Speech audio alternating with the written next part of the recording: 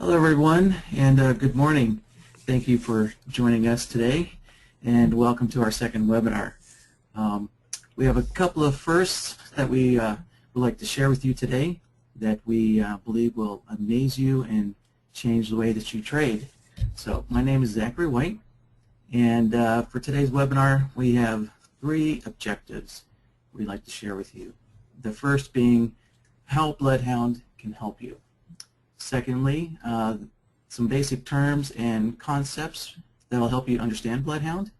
And thirdly, we're going to give you some demo basics, the main reason why you're here. So I would like to introduce my friend and the creator and author of BloodHound, Jeremy Tang. All right, take it away, Jeremy. Thanks, Zach. I'm glad you guys could all make it here today. And those of you that were attending our previous webinar, just to let you know, this will be basically a review of the same material. But thank you again for joining us. And those of you that weren't able to get into the previous webinar, I sincerely apologize. We were using a different webinar provider, and some people had difficulty logging in. We've since changed that. As you can see, we're now using GoToMeeting. And hopefully things will be a little bit better off this time around. So, as Zach mentioned, that there's a couple firsts that we'd like to announce, and some of you guys have heard this already, but BloodHound is the first of its kind in terms of the only retail trading software that allows you to visually program your trading systems and view them on NinjaTrader. And so, speaking of trading systems, I'd like to take a bit of a poll here and get a feel for what your relationship and what your knowledge is of trading systems in general. Because most of you guys that are in this room know that already, that a trading system is a cornerstone for many of the successful traders that we've encountered. And so I'm not going to school you on the importance of a system, but generally speaking, the people that we've talked to, there are basically two types of traders. There's the ad hoc trader, the ones that have a gut feel and they take trades sort of based off of ad hoc criteria, and they just take trades willy-nilly. And then there's the systems traders, which have a set number of criteria and a methodology that they've created and maybe written down on paper. And we find that in general, the successful traders tend to be of the latter group. And as I can sort of see from the poll results, that many of you definitely agree with that and want to implement some sort of trading system in NinjaTrader to add to your trading regiment. So thanks for that. I'm just going to close the poll here. All right. So let's suppose for a minute that you were to try to implement your trading system in NinjaTrader. How would you go about doing that today? Well, there are basically two ways. You can hire someone to do it for you, or if you have some coding knowledge, you can actually hit the code and try to implement it yourself. But there's a good chance that many of you are here because you want a better way. So if you were to do it today, first you'd have to go through this development cycle. You'd come up with the idea, you'd code the idea, test it, debug it, which is basically a phase that every developer goes through. There's no escaping it. And finally, when you've coded and you've implemented your system in NinjaTrader the way you see fit, and it does what you intend it to do, that's the point where you can actually analyze it and see if it makes money. And of course, the first time that you've implemented this, and those of you that have tried this will realize that your first crack at the can typically doesn't actually make you money, or it's not the type of system you want to trade. So you got to go through the cycle again, tweak it, and go through the circle again until you're satisfied that you've got a system that you're happy with. And basically, these obstacles that we see time and time again with different traders out there trying to implement trading systems in NinjaTrader, or in any system for that matter, is that it takes a lot of time up. And secondly, you have to be able to code to do it, or if you have deep enough pockets, hire someone to code it for you, which of course can be a fairly expensive proposition. And lastly, but most importantly, it's fairly inflexible. Basically, if you come up with a new idea or you have to tweak your system even slightly, then you have to go through that development cycle again, which can be a very time-consuming process. So the way BloodHound changes all of this is it creates a fast, easy, and effective way to create your trading system in NinjaTrader So imagine you could have now a chart marking up your buy and sell signals, or displaying your filters, so that you could trade without the worry that you're deviating from your trading plan or your trading system in any way. The signals are very clear on your chart, and you can be rest assured that those are your signals. That's your system on the chart, so that you're not actually trading with any influence of emotion. So the way BloodHound actually changes the cycle is it alters it by removing two crucial steps: the coding and debugging phase, which is basically the most time-consuming steps of implementing any system in NinjaTrader. And now people that don't know how to code, don't have the deep pockets to hire a coder, can actually go ahead and implement their own trading systems in NinjaTrader, which is the ultimate goal, is bringing the power of NinjaTrader to the forefront, and to people that don't have the same kind of resources or knowledge. So we can reduce this development cycle to 3 steps. You come up with the idea, you manipulate a couple nodes, and graphically you can change your logic, and then immediately you can test your system and analyze it to see if it makes money. So Zach and I came up with this figure. We thought, well, if we were to sort of demonstrate how much time could BloodHound potentially save you if you had it. You know, if you're taking the typical trader, someone who basically wanted to go from point A to point B, being that having no system to having a system that they're happy with and they're trading daily with, you know, and you're not going to again get this on the first crack. It's going to take you, you know, we estimate maybe 50 tries before you come to a system that you're happy with, that suits your personality, suits your risk profile, and one that's, you know, most importantly, profitable. So it could take you maybe 50 cycles of the graph that we saw earlier. And imagine that every time you went through that cycle, you saved, say, 3 days of development time. And if that equated to about 8 hours a day, and at 50 tries, that could equate to about 1,200 hours, we figure. And that's really not, that's a fairly conservative figure. I mean, Zach and I have been on big mics trading, and we've seen other people and talked to them, and in general, we find that you have to go through many iterations and many systems before you're happy with the one you find. And we've actually talked to people that have done upwards of hundreds of systems. Now, that may be a little bit on the extreme side, but nonetheless, you know, it's a significant number.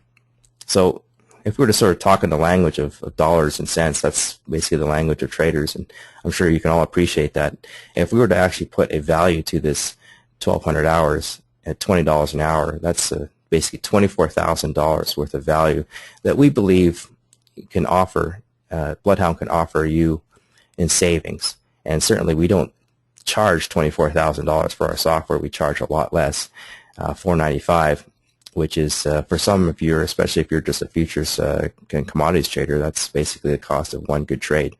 So we try to provide a lot of value for a very, very reasonable price.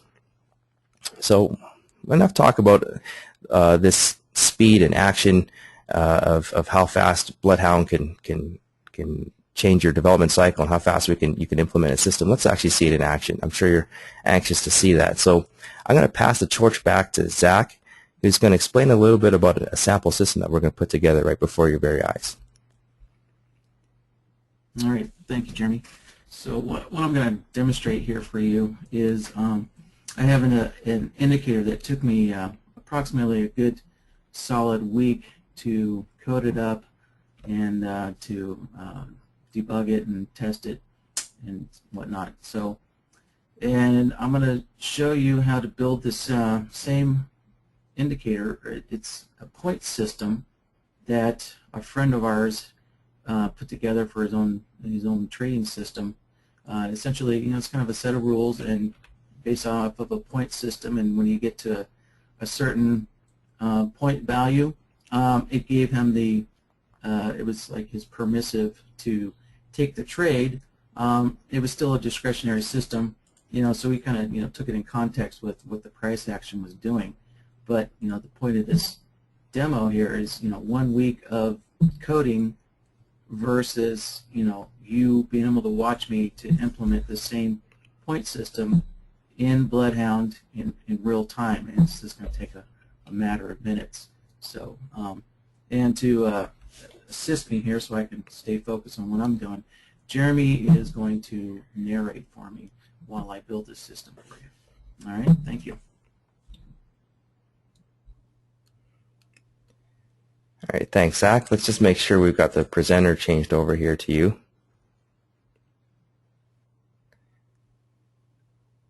And there we go. Can everybody see Zach's screen okay?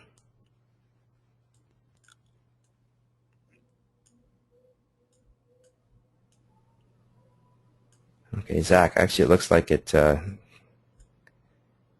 not showing your screen anymore at the moment.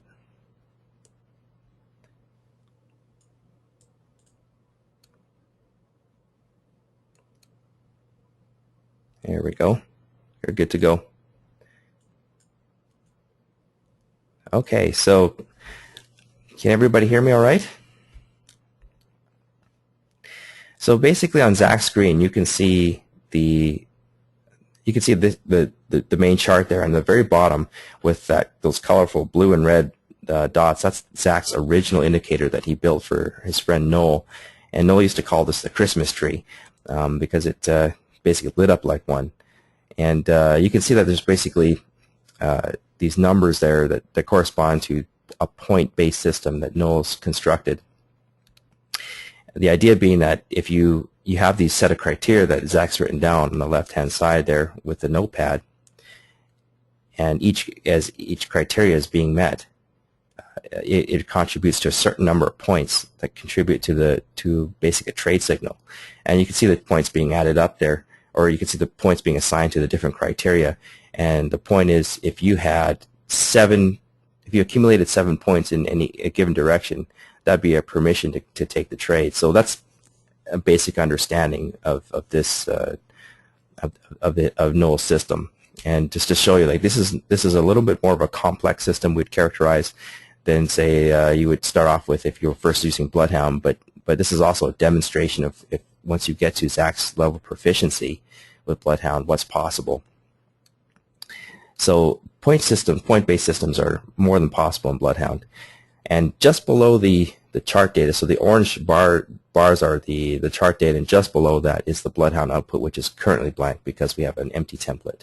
So Zach has just instantiated BloodHound and now has an empty template. So his first task is going to be to add what we call these solvers to the template. And these solvers directly correspond to each criteria that you see that he's outlined there. So he's got a stochastic strength that he's measuring, which is basically the change in slope of the stochastics. And we have a special solver in BloodHound called the change of slope, which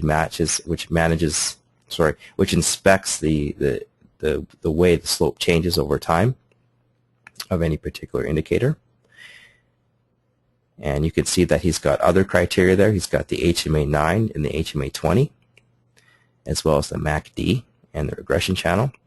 And all these solvers are they're basically, you can think of them as inspectors. They look at different aspects of the chart. They looked at the behavior of indicators. They can look at the bar length, the bar direction, and they can look at your position in the regression channel. There's quite a variety of them in BloodHound already, and we hope that basically anything that you can come up with your mind, you can represent in some sort of solver as a criteria. And these solvers, a great number of them actually work with your indicators that are already installed on your system. So he's again associating some of these solvers with the HMA, with the HMA20, any indicator basically on your system, and that could go for indicators that you've written yourself or maybe ones that you downloaded off the internet. Anyone is fair game.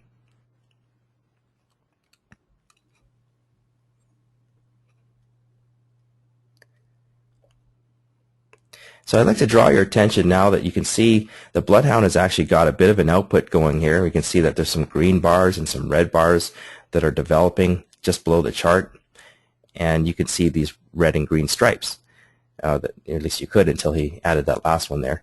But basically, that is the BloodHound output. And what I want you to just pay attention to is the fact that the green bars represent your system and how it favors the long side.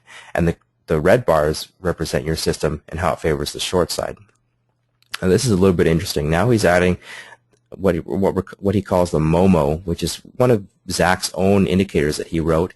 So certainly any indicator that you write is fair game as well.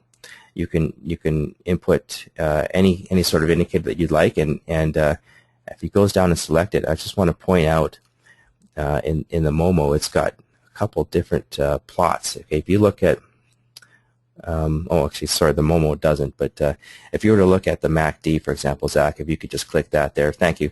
You can notice that there's basically a number of different plots there. The MACD actually has 3 lines, if you recall, or 3 things that show up on your chart, and you can just simply select which one that you want as the input to your solver in that screen there. So the BloodHound is quite intelligent. It knows what your indicators are giving out in terms of output, and you can take any aspect of your indicator and input it into BloodHound system.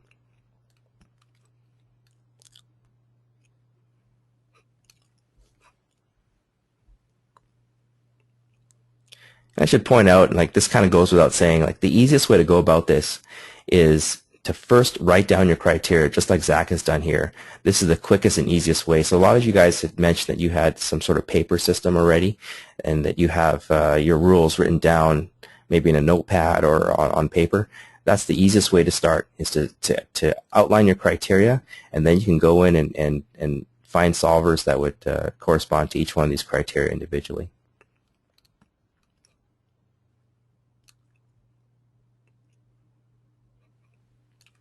Now this is really interesting. Now you can, if you notice, he's selected the indicator slope, and in the indicator slope solvers are all the solvers that allow you to select some sort of indicator. You can actually, if you go to, Zach, can you go back to that type and just drag the, show the drop down?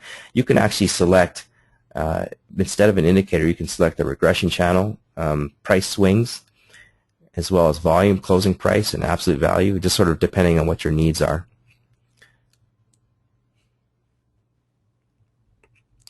So in this case, he wants to analyze the slope of the regression channel.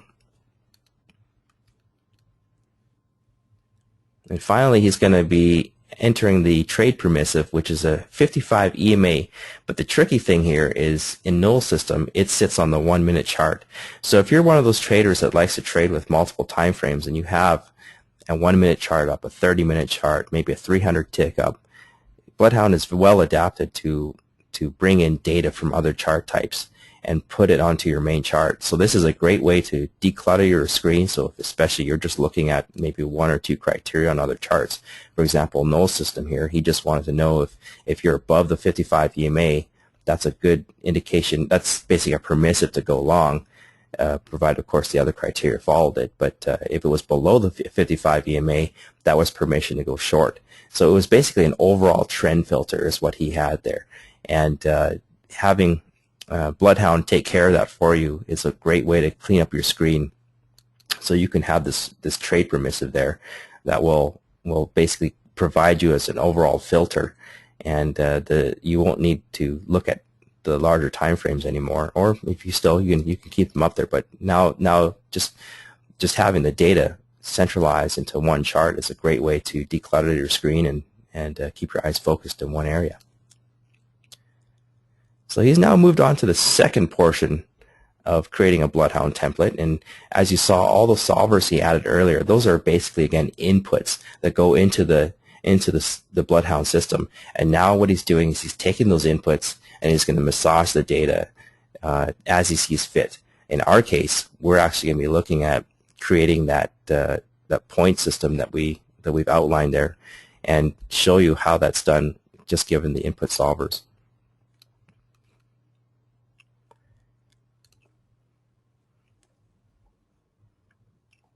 So that result node that he just touched a second ago, that's basically where you want to plug in your final result. So all these input nodes represent the individual criteria, and as you can see, as he plugs in the individual criteria directly to his result node, you can see immediately the chart react and update with what that one particular solver had. So that's a great way to test each individual solver to make sure it's giving you the type of output that you desire.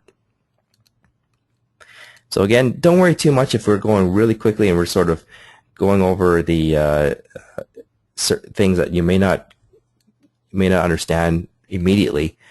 Just the purpose of this demonstration is just to give you a taste of what's possible in terms of if you get to Zach's level of proficiency with BloodHound, how fast you can actually implement a system. In the next section, we're going to talk a little bit about breaking this down, showing the individual solvers and what they do, and you'll have a better indication of how to actually construct this. But just for now, I'd like you to just to sit back and watch how fast. Again, this is, if you were to implement this in code, this could take you a week. Certainly with even with someone with Zach's experience, it could take you a bit of time.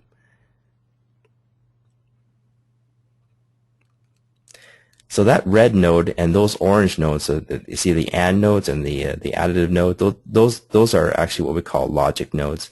And the additive node is specially suited for this point-based type system that we're implementing with null system. And it does pretty much what you think it does when we say additive.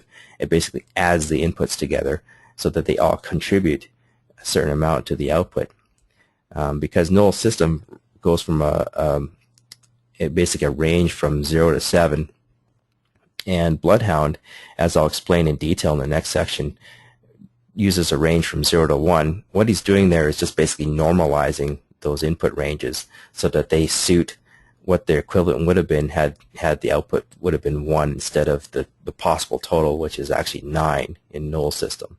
So he's just normalizing, and that top one there, the change in slope, it's got a larger normalization, or larger range, if you will, because that one was allowed to have up to 3 points, whereas the other criteria, you can see, just were assigned 1 point.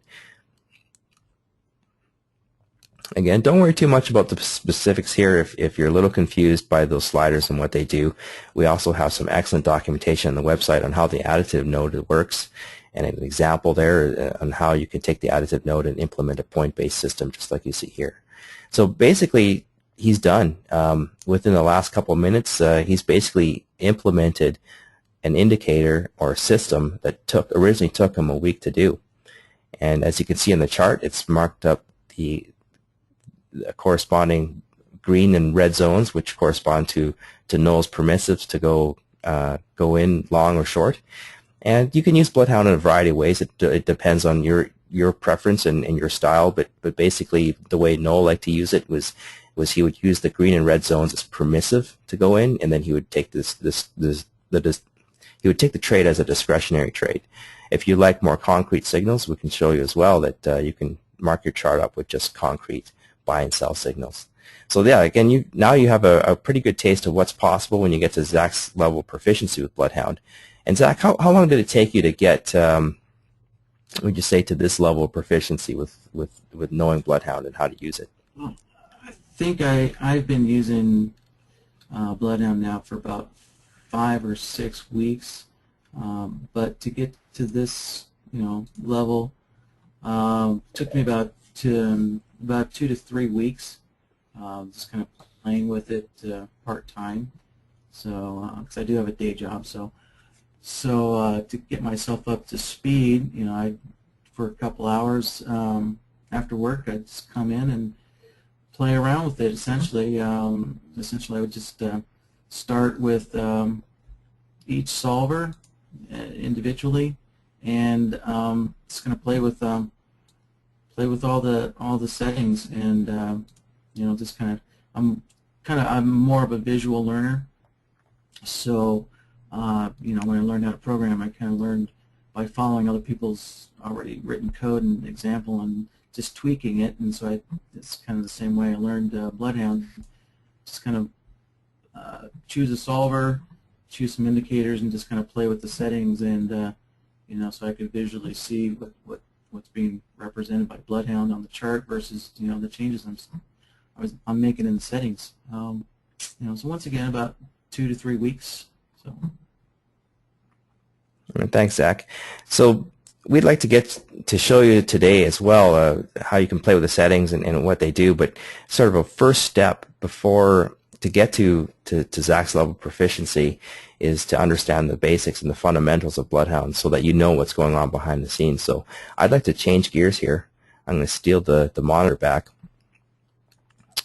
and show you basically a little bit about the inner workings of BloodHound and how it works and how it calculates values. So if you recall, the output again was you'd see these green bars and you see these short bars.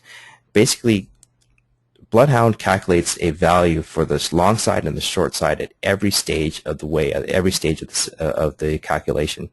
And we call these values confidence values. They range from 0 to 1 so that they're normalized. And a 1 means a most favorable value, and a 0 means the least favorable value. So when you saw those tall green bars, that was basically a 1 in the long direction. And when you saw those tall short bars, that was basically a 1 in the short direction. So again, having the 1 in the either direction tells you that your system favors that direction. So let's go about describing a little bit of how these values are arrived at. And as you recall, Zach's first step was to implement these solvers and add them to the BloodHound template. And the solvers were basically like inspectors looking at different aspects of the chart. They're basically your eyes and ears, if you will, of chart data. And they can look on different time frames. They can look on the same time frame. They look at different indicators that you specify. They can look at the bar patterns. They can even look at swing patterns. So we actually have swing pattern ones in there. There's a support and resistance solver as well, which you can look at support and resistance zones that you define. And the second step, after you've defined these solvers, which again corresponds to your criteria, is to actually put together a logic construct that will massage the data and output what you want, basically output some sort of custom system. And with null system, it was I've characterized again a little bit more of the complex side using an additive node, but these aren't actually as intimidating as they may seem at first, but they kind of mimic the English language. So if you had, say, for example, 5 criteria, and your trading system basically said, I want all 5 of these criteria to be satisfied before taking a trade, then that's basically the same as just tying them all together as an AND node. Because when you think about it, that's like saying, I want criteria 1 and criteria 2 and criteria 3 and criteria so on and so forth. I want all of them to be satisfied before taking a trade. Similarly, if you look at the OR node, it does basically what you would expect it to do in the English language. If you were to say, I had 3 criteria, and you didn't care which one of them were satisfied. You just want at least one of them to be satisfied before taking a trade. You can put them together in an OR node. So that's like saying, I want criteria 1 or criteria 2 or criteria 3 to be satisfied before taking a trade. And of course, you can plug, as you saw earlier, you can plug them into each other and create these really massively complex structures if you want with ANDs and ORs. And we also have ratio nodes, which we'll demonstrate in a few minutes. And you've already seen the additive node. So there's a lot of creativity you can have with this. And the last thing I want to point out is you can actually define more than just one logic template and have it stored in memory, so that if you had a set of rules that work really well, say in a trending market, but you knew weren't so hot when it came to sideways moving market, you could create a set of rules that work great in the trending market, and then create a separate set of rules using another logic template that work good in a sideways market. And then when you saw the markets shift on you suddenly, you could switch on the fly, and the BloodHound would instantly update the chart and put in your new rules, implementing your rules for the trending market when you saw a trending market, and the sideways market when you saw fit, allowing you to be very flexible. So you could actually have kind of a few different trading methods in your arsenal, in your belt, if you will, ready to go. And then when you saw the conditions met for a particular trading system to go ahead and trade, you could just swap right into it, right on the fly in real time as the market data is flying in, and you could trade you can swap systems and change gears very quickly, and again, not be worried that you're trading, that you actually are trading your system.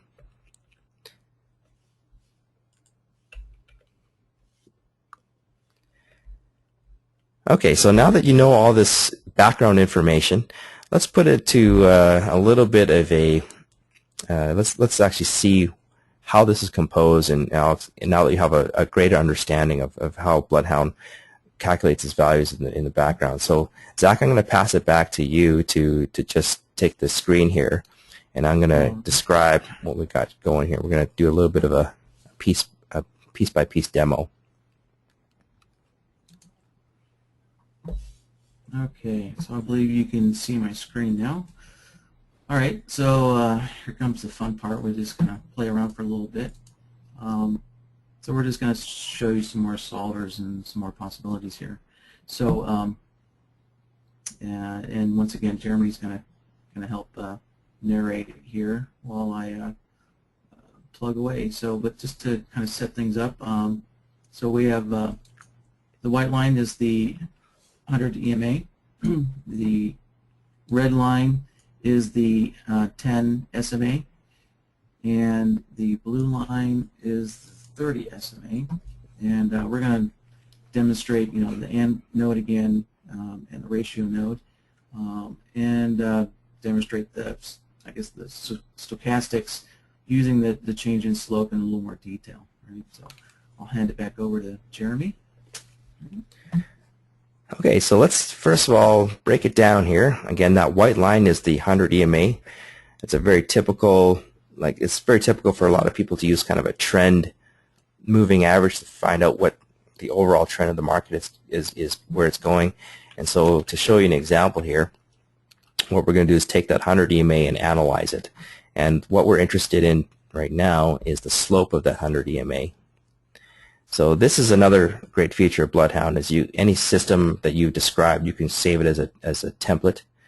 And I just want to go over just a little bit of a distinction, just from feedback from the forum, that there are actually two modes to instantiate BloodHound with. Okay, so what you saw there is if you're an avid NinjaTrader user, you saw what was called the setup mode of BloodHound. That's basically the screen that you go into to add any sort of indicator to your chart. And that little button at the top of the chart there, Zach, can you put your cursor back up there, just to the top of the chart? That button there is basically, will give you the BloodHound interface as well, but this is what we call real-time mode. Okay, so this is not to be confused with setup mode.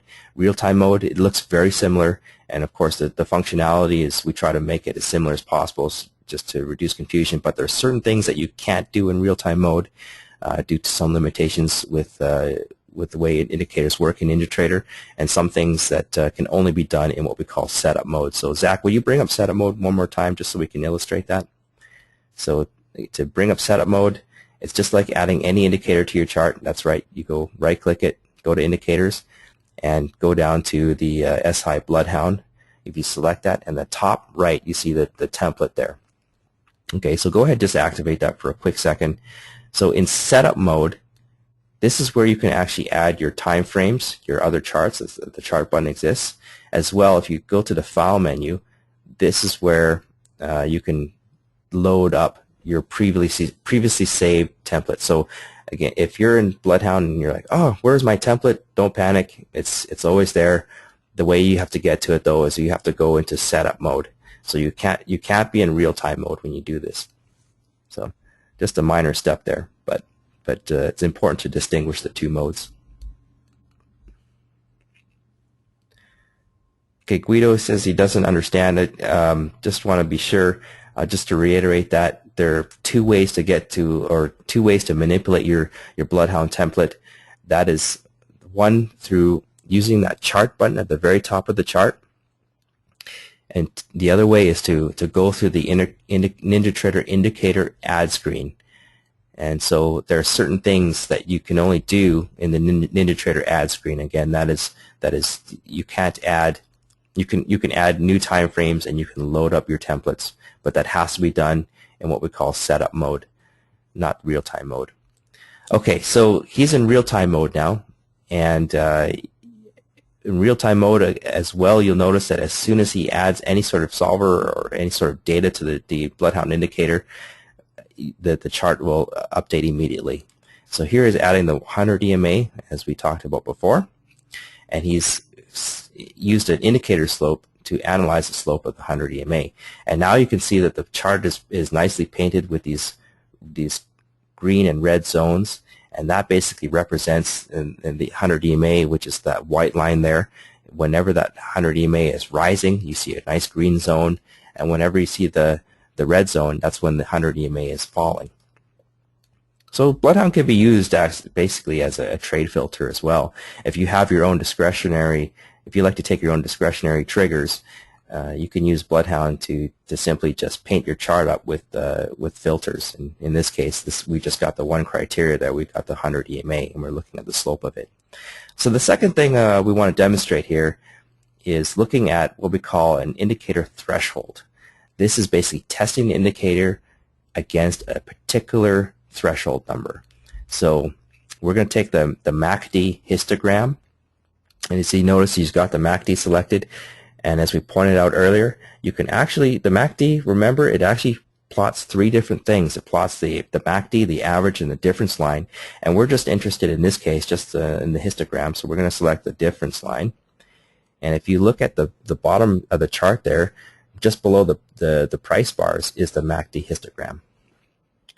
So what we want to do is basically program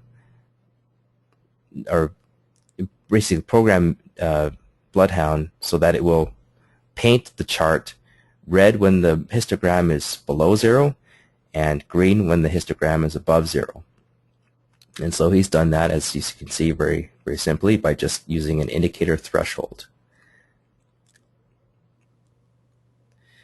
So now let's just suppose for a minute that your trade filter required both of those to agree. So you wanted to take you basically want to take longs only when the EMA is sloping upwards and the MACD is above the 0 line, and you only want to take shorts when the EMA is sloping downwards and the MACD is below the 0 line. To do this, it's quite simple. We just instantiate both of these solvers, as you can see, as he's done right there. You just right-click the workspace, and the solver will show up in the context menu. And he's plopped them both in, and just for review, we're going to plug them into the result node to show you again. That's the EMA 100, and as you can see again, it's the green and red zones corresponding to the slope of the EMA 100, and then finally the MACD. That's when it's above or below the 0 line, and he's going to plug them both into the AND node, which basically is going to force BloodHound to only paint the areas where both agree. So again, this is the green zones are now the areas where both the MACD and the EMA 100 is positive, and the red zones are when the MACD is below 0 and the EMA 100 is sloping downwards.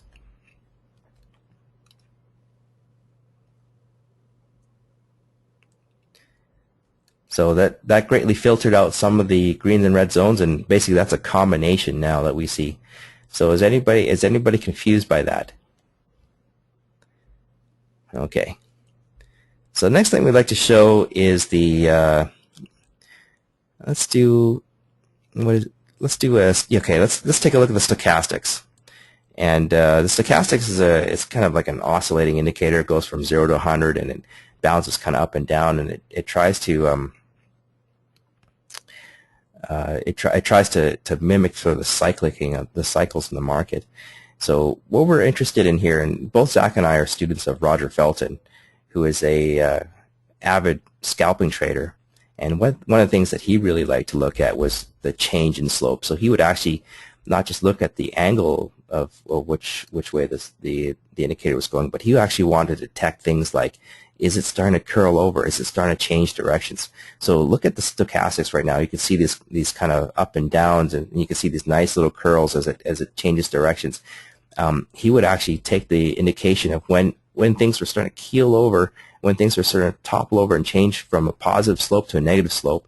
He'd like to get an early indication of that. And so BloodHound actually has the ability to analyze this change in slope, which is a very powerful tool. So you can see as Zach is outlining there, that's when the slope is very green and it's very positive. But as it starts to keel over, as it starts to turn, you can see the red bars start to grow. So we've got some pretty good settings, we think, for the default settings for the change in slope. But certainly if you want to see some different results, there's no problem in sort of changing the output a little bit to emphasize certain aspects of it. But we feel that the default settings give you a very good indication of when the slope starts to keel over and starts to change directions. So let's put that all together. Zach, maybe we want to throw that in with the other criteria there.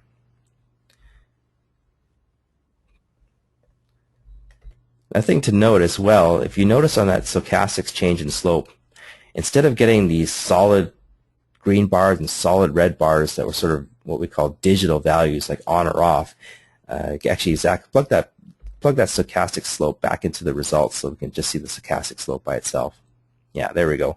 I want to point out that you can see these bars are kind of almost gradated. Okay, so they give you a nice rating, not just 1 or 0, but they give you an intermediate rating as well. So you can see some of the bars aren't quite 1. They're not quite the tallest value. They're just some values that are about 1/3 of the way there, or 2/3 of the way there. So you get these medium sized and smaller bars. That's a great way to give you kind of a heads up that your system is starting to turn in your direction, or starting to turn in a new direction. And so BloodHound is well suited as well to create what we call these fuzzy values, right? So that it gives you sort of an early indication of things to come.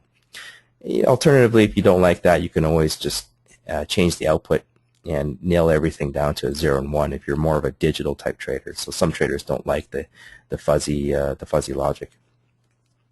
So here he is now. We've actually plugged in all 3 criteria to the AND node, and now what we've got here is we're using the original filter that we had. So we're looking for long trades. We're looking at a positive MACD above 0, and we're looking for a positive slope on the EMA. And then finally, we're also looking for stochastics to be trending or turning in your direction in a strong way.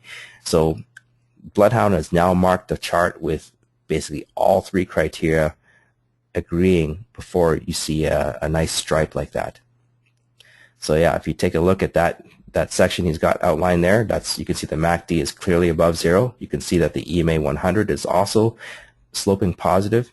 And finally, you can see that the stochastics is aggressively sloping upwards as well.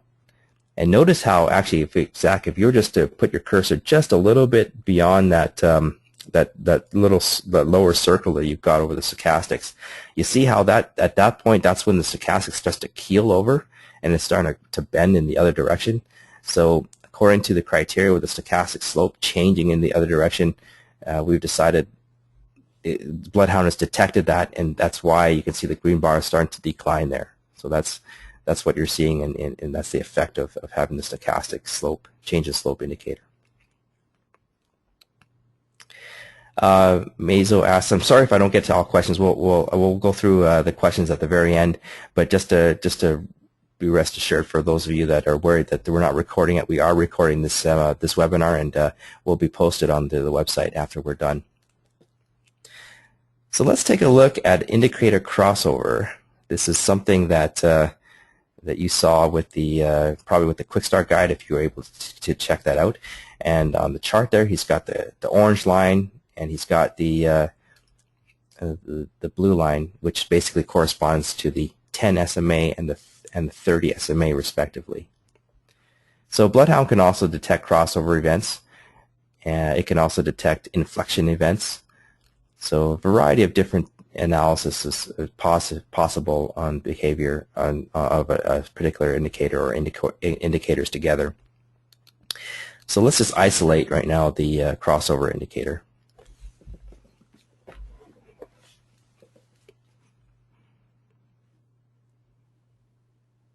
Okay, so he's going to plug it in, and as soon as he does that, BloodHound will mark the charts with the crossover points.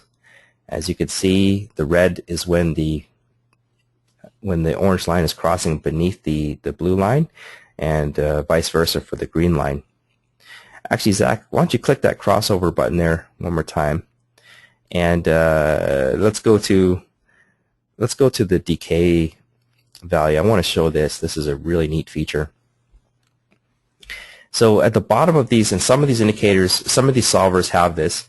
It depends on the type of solver, but the crossover one is well suited for it, and so is the inflection solver, which looks for inflection events. Basically, you can have the value look back a certain amount of bars and decay the value so that you have you're basically looking at, if you're interested in a crossover that happened, say, in his case, he's looking at 10 bars ago, and he's decaying the value 0.2 each time. What that is doing is, you see that now we got this these bars that still exist after the actual crossover event.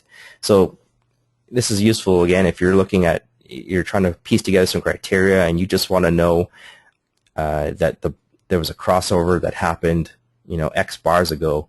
This is a great way to do that. He's basically manipulated the look back period. And Zach, you maybe want to just put your cursor over the look back period so people can see that. In these, yeah, there you go. So that tells BloodHound to look back 10 bars for a crossover event from the current bar that you're looking at, and decay the value so that it's reducing in strength over time. So again, this is you can elect not to decay the value if you want to. That's no problem. But this is a great way to just incorporate crossovers that happened in the past. And naturally, all of these solvers can be put onto a context of a different time frame. So if you feel like you want to look at crossover events on, say, a higher time frame, no problem. Just as you saw with the system that Zach put in earlier, you just simply have the solvers underneath that time frame. So now he's connecting that crossover event to the EMA. And if you plug that into the result there, BloodHound now only marks the crossover signals that agree with the direction of the slope of the EMA. Okay, so look at the chart there, and you can see that there's at least one crossover there. Yep, that's the crossover going south, and you see that it agrees with the EMA slope. So it's correctly marked that one as well. And then you can see there's a crossover there. And he's just going to find one here, a crossover event that wasn't marked by BloodHound. Okay, this is the one. This is one that agrees with the slope going positive. And Zach, if you were to find one there, find a crossover event, just say the left edge of the chart there, that wasn't marked by BloodHound.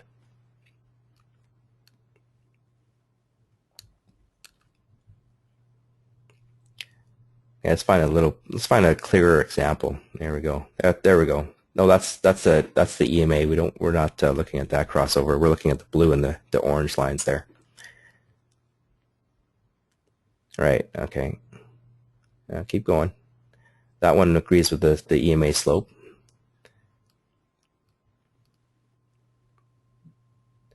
And those ones all agree as well.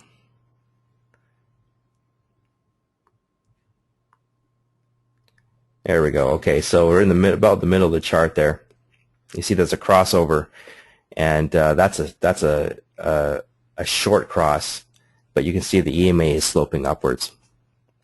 So as a result, BloodHound has not marked that chart. But interestingly enough, if you look down, you can see a couple of bars still did pop up, and the reason why those ones are there is because the EMA eventually did start going down.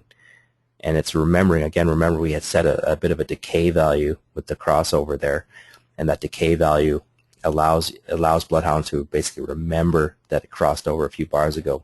And now when the slope actually started to agree with it, that's when you can see a couple bars there. So you could toy around with it. Again, BloodHound is well suited for experimentation, and that's really the whole point of BloodHound, is the idea that you want to be able to experiment and come up with something that looks right to you on the chart. So let's take a look at the ratio node right now. So bring up that BloodHound interface again.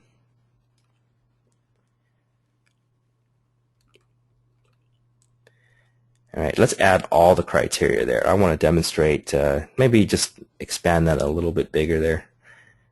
All right, put every one of the solvers into the onto the workspace, and he's added what we call the ratio node. This is really exciting technology. This ratio node will basically calculate a weighted average of the criteria input. So go ahead and plug that in there, and plug them all in.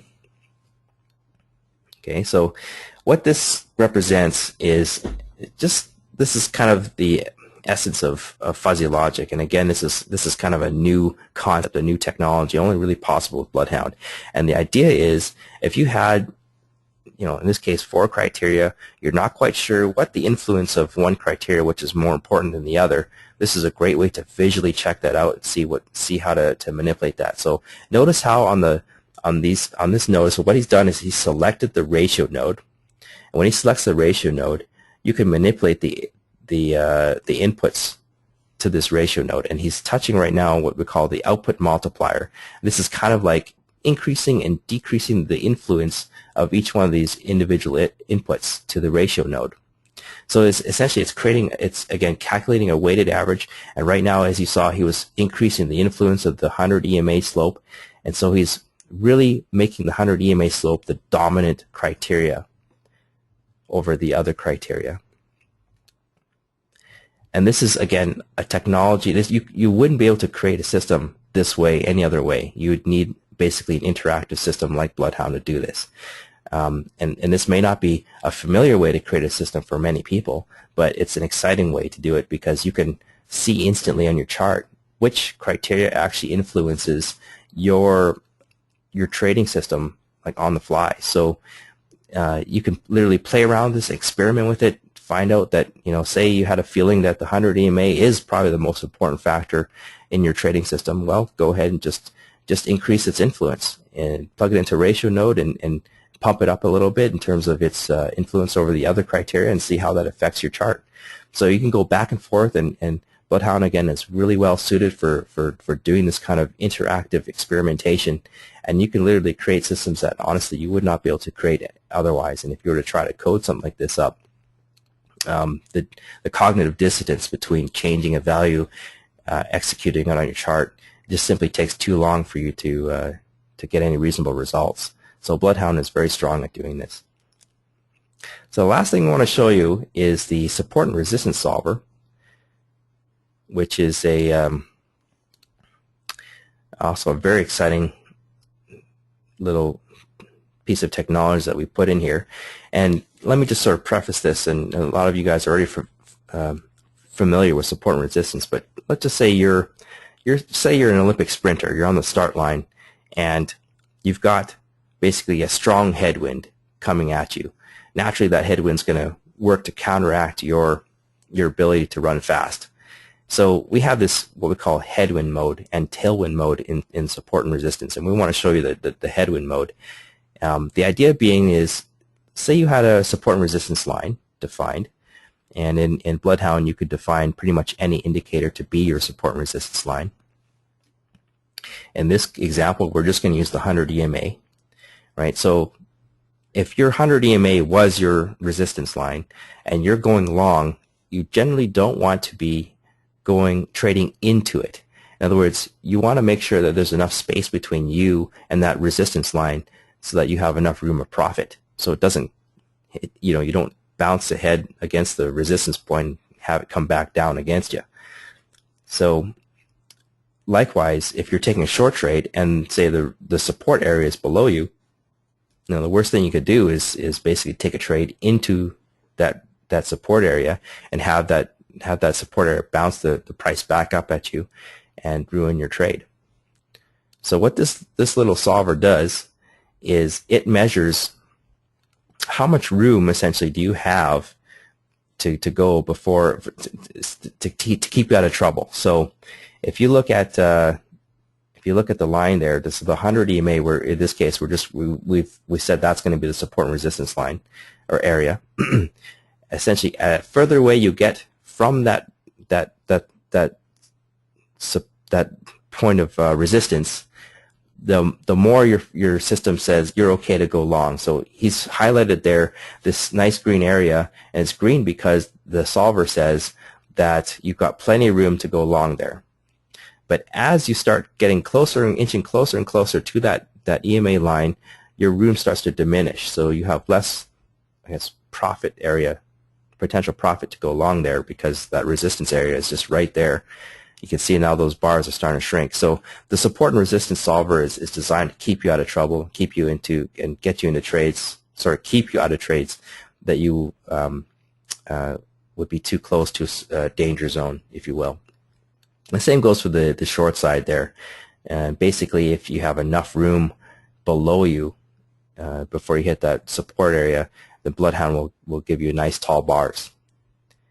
So you could sort of imagine you take this little piece of criteria and then you can add it in almost as like a trade filter amongst other pieces of criteria. So again, if you don't like to trade into resistance zones, you don't like to trade against support areas, this is a great little solver. You can just plug in there, find and have BloodHound essentially keep you out of trouble. And so in this example, we use the 100 EMA as the support and resistance line, but certainly you can use any kind of indicator that you'd like, be it third-party indicators that give you support and resistance zones. And this particular solver actually has the ability to take multiple zones, support and resistance zones. So, Zach, do you have the Murray Math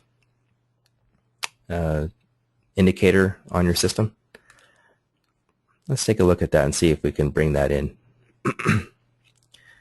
So the Murray Math, if you're not familiar with it, is basically a support and resistance, or it's I wouldn't say it was designed necessarily for support and resistance. Some people actually use it for that, and certainly, again, Zach and I, being students of Roger Felton, he really liked to use the Murray Math indicator as his support and resistance indicator.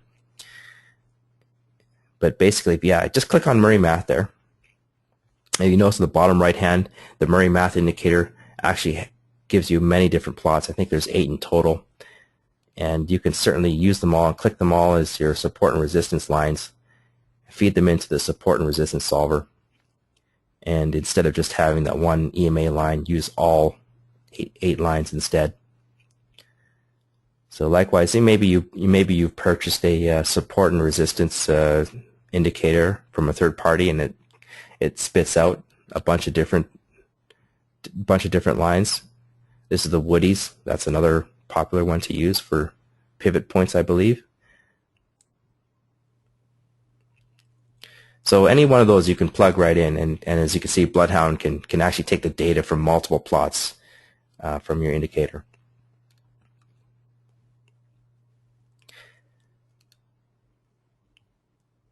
So that basically concludes the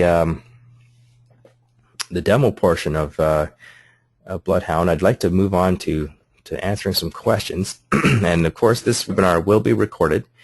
You'll be able to download or view it right from YouTube as well, and there'll be a link on our website, so you can review it as often as you like. And Zach and I are busy trying to put up more examples and more things on our website to help you learn BloodHound and basically get to the proficiency that you see here, which wasn't too hard to do for some people. Again, if it takes you more than 2 or 3 weeks to learn BloodHound, don't fret. I mean, everybody's got basically their own pace. Zach's a pretty smart guy, so he may say it took him 2 or 3 weeks of just doing it part time and 2 hours a day.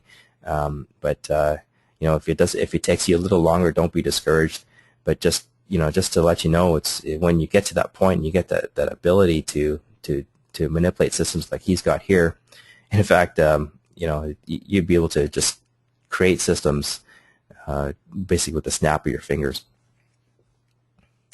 Okay, so let's go through the questions here. Can I save and convert code into a NinjaTrader strategy? Asks Tom. So basically, let me preface this. Make sure that you have the distinction. BloodHound is an indicator. It's not a NinjaTrader strategy. It can be used in a variety of ways.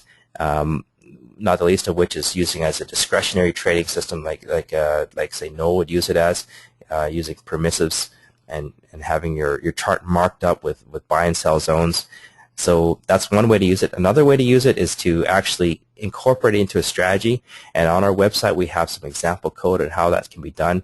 It's very simple to do.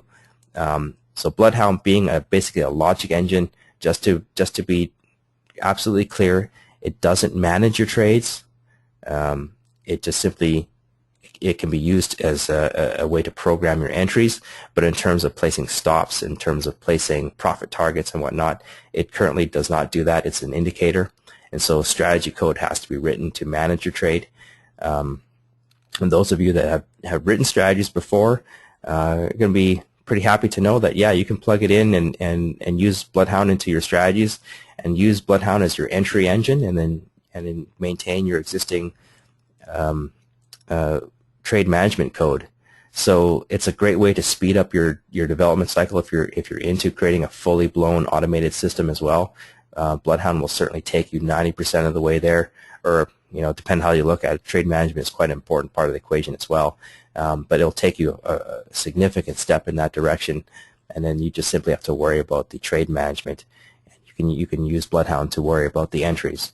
And likewise, you still have all the benefits. If you use BloodHound in the strategy, you still have all the benefits of BloodHound, that you can change your entries up really quickly on the fly and without having to recompile your strategy code. So look to the website. It's got some examples there. It's very simple, and you can actually implement it with just a few lines and then plug in your strategy code. And it's even possible to use the NinjaTrader ATM as well. Okay, so where did he get the colors? Peter, I'm sorry that maybe a little bit out of context now, but I'm probably assuming that you're talking about the Noel's trading system, or Noel's system originally. Well, actually, maybe Peter, I'll let you. Oh, how to. Peter, if you maybe you can clarify that question about the colors, I'll get back to you there. When the EMA slopes down, is this from the horizontal plane? Asked Mike. Yes, that is true. So basically, when the EMA slopes down, that's basically it's if you imagine flat is sort of a zero slope, a horizontal line is zero slope. If it's sloping down, the indicator is traveling downwards, and likewise, if it's a positive slope, the indicator is traveling upwards. And you saw Zach originally just put together the indicator slope using the default settings of the indicator slope solver, but you have some flexibility there in terms of you can make it so that the slope has to be beyond a certain threshold, and actually has to be, like, if it's almost flat, you can make it so that it ignores that situation and only kind of gives you the signals when the slope is more definitive in one direction or the other. So you can play around with some threshold values, and actually it looks like Zach's going to bring that up right now. So here he is looking at the let's pull up, yeah, let's set that one to the 100 EMA.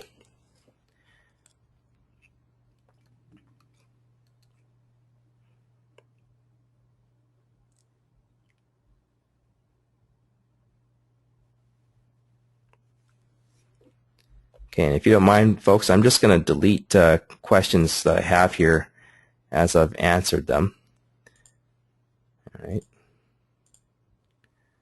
Is there recording for the webinar? Yes, there is. Can I save? Okay, so just don't be offended if I delete. I'm just basically going through the ones that I believe I've answered already.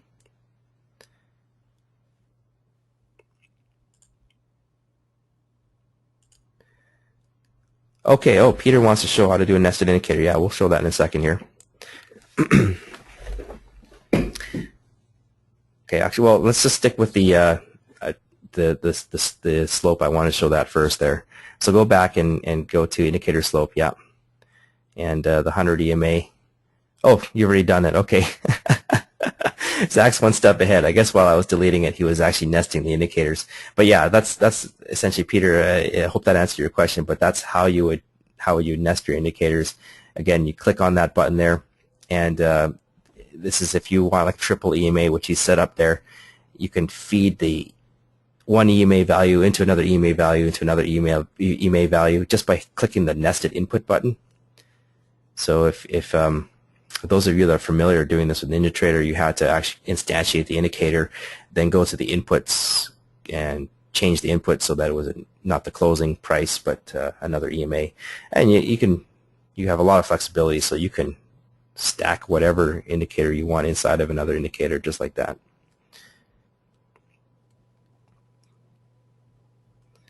So yeah, so again, instead of hitting the add new button, just hit the nest input button.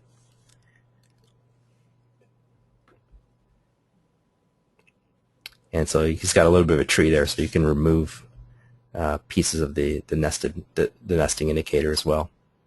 There you go.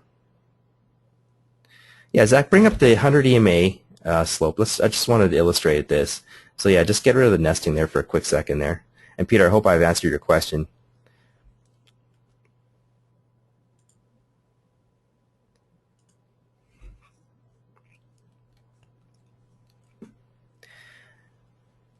Okay, Guido asks, does it work with spread stocks?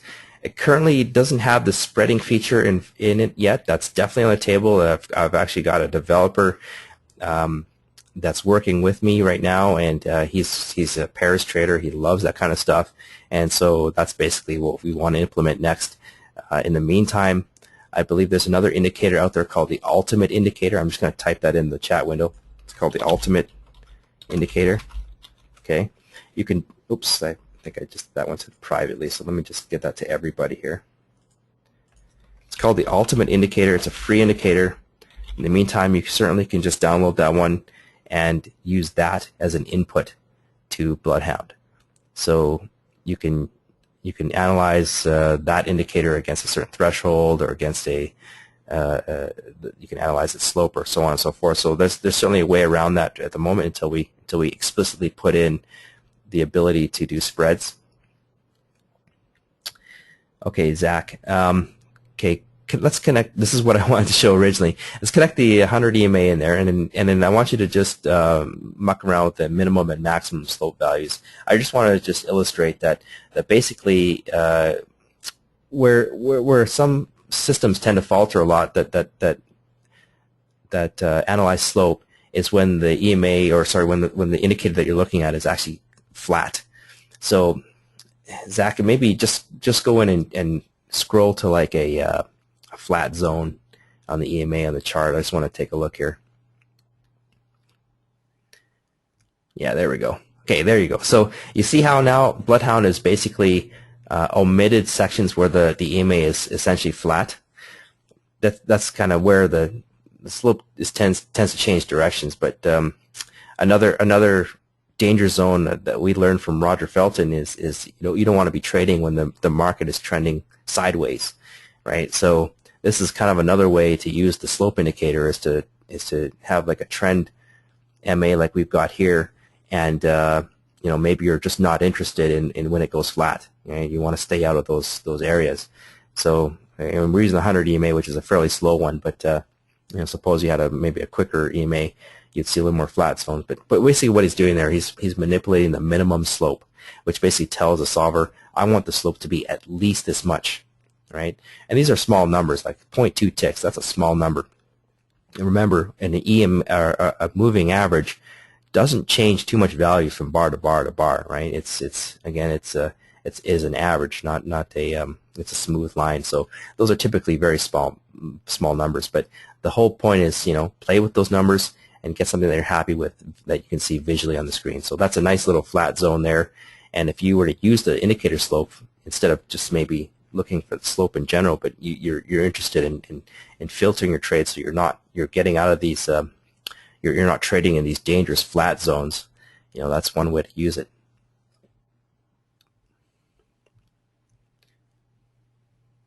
All right, thanks, Zach. I had another one kind of in the back of my head that I wanted to show, but it just kind of escapes me at the moment.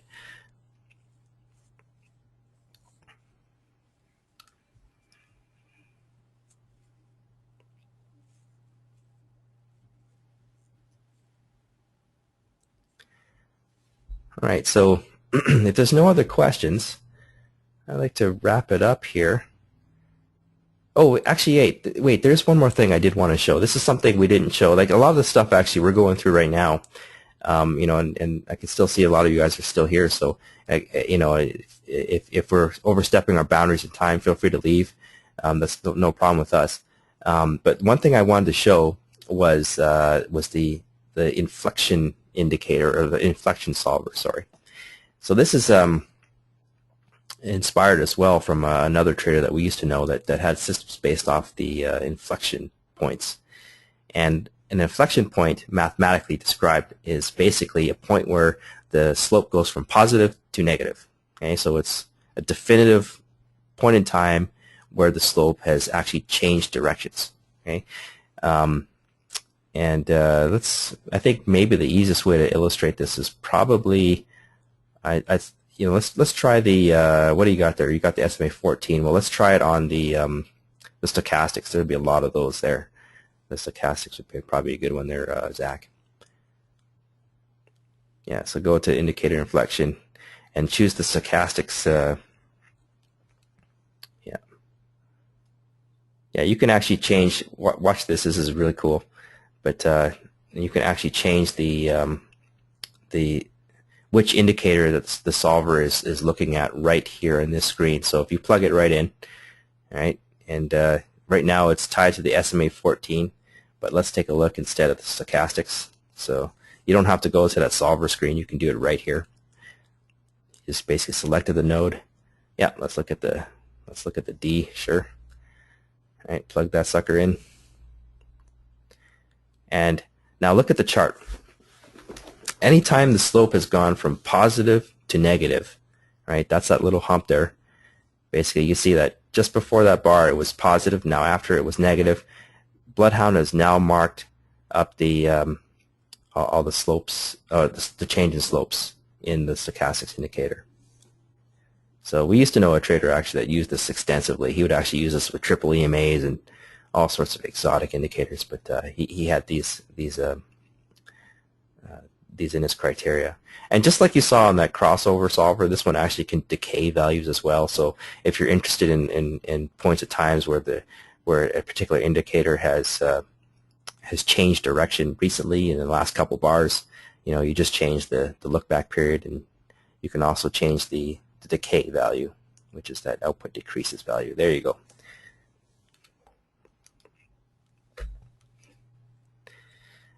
Guido, and I apologize if I'm butchering your name. I'm really bad at pronunciation, and I wouldn't consider myself a very cultural person, so if I mispronounced your name, my apologies. But he asks, market profile indicators. To be honest, I'm not too familiar with market profile. Suffice to say that certainly if you had a market profile indicator, you could definitely plug it in. And typically, I guess market profile, I'm thinking you probably use it for basically support and resistance zones. Am I right? You could certainly plug in a market profile indicator, any one that you choose, into the support and resistance solver, and you get that same effect that you saw earlier.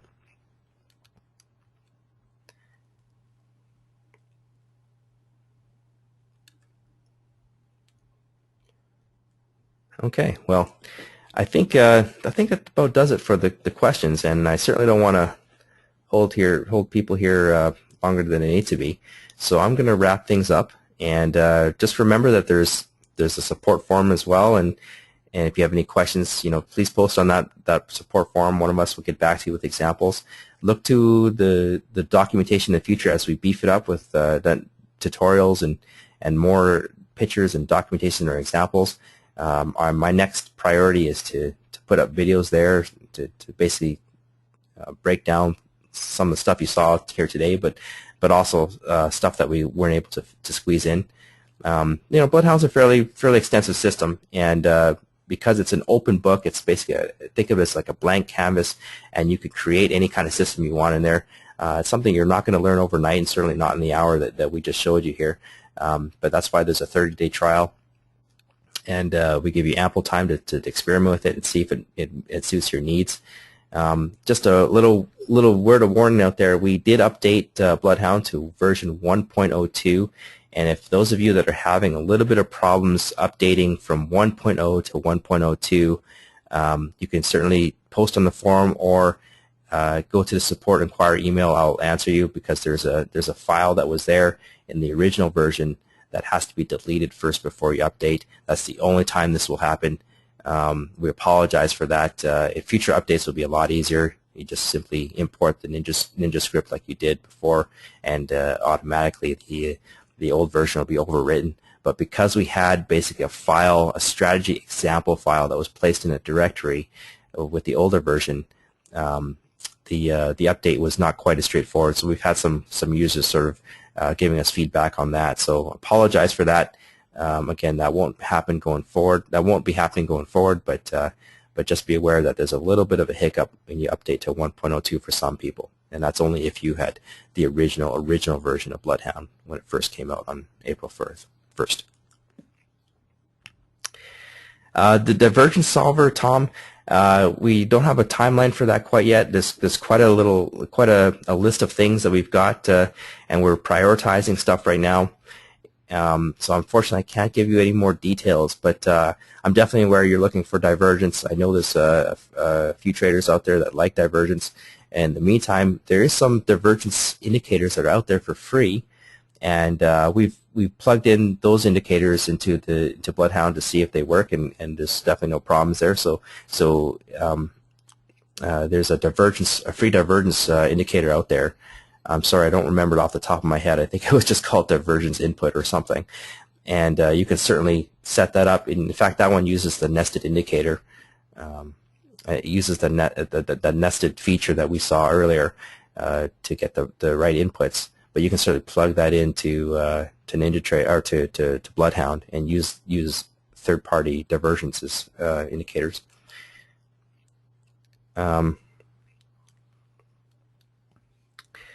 Mazo asks if we can talk over the phone. I'd like to say our primary support right now is the forum. And certainly if we have any issues in terms of if there's a problem with the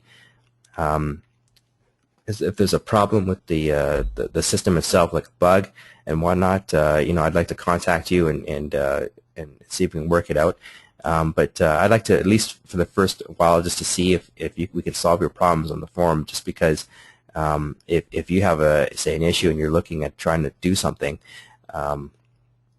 there's a chance that other people may be interested in as well in that information. So having that kind of up there for everybody to see is a benefit to the entire community. And in terms of when we do connect, we'll use GoToMeeting to do that. So there won't be any sort of long distance charges or anything like that. But again, I try to reserve those for cases where there's an actual bug or something within the BloodHound system that's holding you back. Yeah, so BloodHound is $4.95 for a lifetime license. There are no monthly charges involved there. Just to preface this is kind of like just like any sort of pieces of software. So $4.95 entitles you to version 1. Which we plan on supporting and updating for a long time, but certainly if we also plan on reinventing ourselves every maybe year or so, and when we go to BloodHound 2.0, there'll be a modest upgrade fee for those of you that bought 1.0.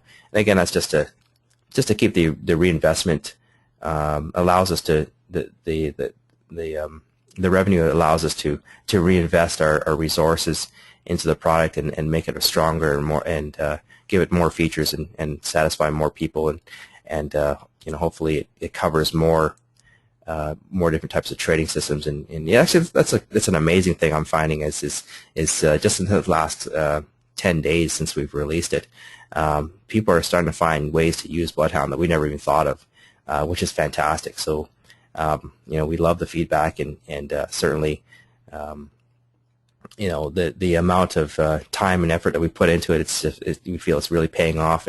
But there's a lot of features that people are looking to see as well. So we're madly working at them right now, and we'll be putting them enhancements into the version 1 product, and as well we have some crazy ideas for version 2. So but that's kind of in the future. But I hope that answers your question.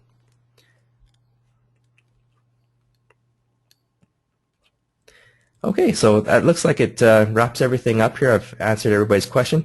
I'd like to thank everybody for coming today, and again, I'm really thankful that you're all here and as well interested in the product.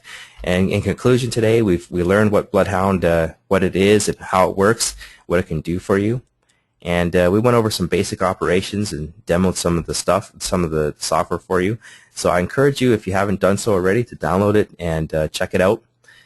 We have great plans for it in the future, as well as more support and more videos and more examples that we'll be putting up in the future.